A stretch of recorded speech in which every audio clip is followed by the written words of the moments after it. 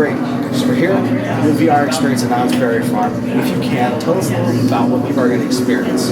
Yeah, absolutely. So what we've built here is a multiplayer VR room scale experience. So multiplayer means we're going to have 4 people in the same virtual environment, 2 people per pod. The room scale means that this is not a ride, this is really a game. And room scale means you're going to be able to walk around in an environment freely with another person in the same shared environment. You're going to be able to see them in there and interact with them. So that's really what they're going to do here from a high level perspective. Then what the actual content is we're taking you back in time to save the iconic Knott's ghost town from robots from the future who are trying to come in and destroy the town and steal all the gold. So that's sort of the creative background behind it. It's a little bit of a nod to the Kingdom of the Dinosaurs ride that used to be here. We've got Professor Wells, Research and Development is sort of the company behind this, which is a little homage to the Wells character in the ride. And then also we really like the whole time travel conceit because we can take you all different sorts of places if we want to down the road. But that's our way to get you back into Ghost Town, and the robots are our way to make sure that we can have you shooting blasters at enemies and having them blow up. Absolutely. So, VR has become so huge nowadays. What sets this experience over any other experience that people can do? Yeah, absolutely. So, the challenge with VR for the consumer is there are several barriers of entry to that. So number one, I've got the expensive cost of the equipment. So I've got to buy a $600 to $800 head-mounted display unit. I need a powerful PC that can supply that, and most people I know these days are running things on laptops. They don't have a $1,500, $2,000 computer. So if you want to come in and experience VR, you can do it for $6 here. So that's one aspect. The other aspect is you can run around in a room and not have to worry about stepping on the cat or stepping on the kids' toys or stepping on anything else. And so we think those things are really ways for us to set this apart from what you're going to get even if you do have a VR unit and sitting on a couch or sitting in a chair. What is your favorite part? I'm sure you experienced this, so what is your favorite aspect of this? That if somebody's going to do this for the first time, you say, this is why I love it. So I'll go somewhere different. It's not about what you do it the first time. It's what I love most about it is that we've created a layered experience with layers of complexity. So you can go in there and may have never done VR before, and you may not be a gamer. You can go in there and you can see the amazing, beautiful graphics and how the town is rendered.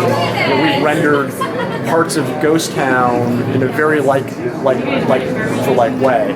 So you can just go in there and have fun and shoot at robots, or you can go in there and you can try to get the highest score and figure out all those secret scoring elements and try to take down the boss character and save the blacksmith shop and save the bank. And so we've really created an experience that we hope appeals to all audiences, and really for those people that want to go down the rabbit hole, they can keep on coming again and again and again and really vying for that high score and fighting against not only the highest score among all the people playing with them, but try to beat themselves from their last playthrough to get the highest score. That's what I love the most about it. Very cool.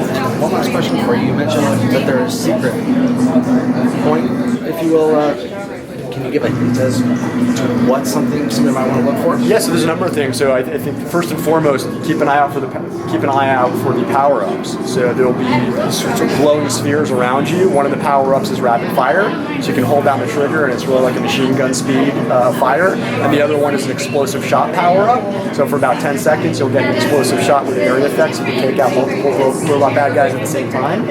So that's one element. And then I mentioned saving the blacksmith shop and saving the water tower. Those elements, you'll get really high scores. You can even see at the end of the game, how'd you do on the blacksmith shop? Did you get no stars or did you get 3 stars? And those really add up too. And then the last element is, were you able to take down the big boss at the end or not? Ivan Blaustein with VR Studios. We're based in Bellevue, Washington. And this is an installation of our 2-player virtual reality wireless full motion system that we install at arcades, theme parks around the world. This is our largest installation and the only permanent theme park in the United States. It's really exciting for us. We have 8 systems here and actually network systems together. So it's not only 2 people playing untethered, free to move around in a single physical space together. It's also networked with another pod of 2 people for a 4-player virtual experience. Very cool. Now, VR has become huge in the States here. What separates this experience from something they can do at home or somewhere else? Absolutely. So this is truly something unique to Knott's Berry Farm and our system. This isn't an Oculus, it's not a Vive. This is proprietary hardware combined with high-end motion capture system, creating something that's truly unique, truly one of a kind, and an experience that was custom designed for Knott's Berry Farms, and it's only playable here. So if you try to have a virtual reality experience at home, there are a lot of limitations. I mean, there's barriers to enter, high costs, what content is there, there's a big tether on a bunch of the consumer devices, or if it's an untethered, it's mobile based, it might be a limited processor, it might not have very good tracking, it can make you nauseous. This is a premium VR experience, very high-end hardware that's going to make sure everyone has a great experience. No nausea because we track you very accurately, which is the rule number one, high positional tracking.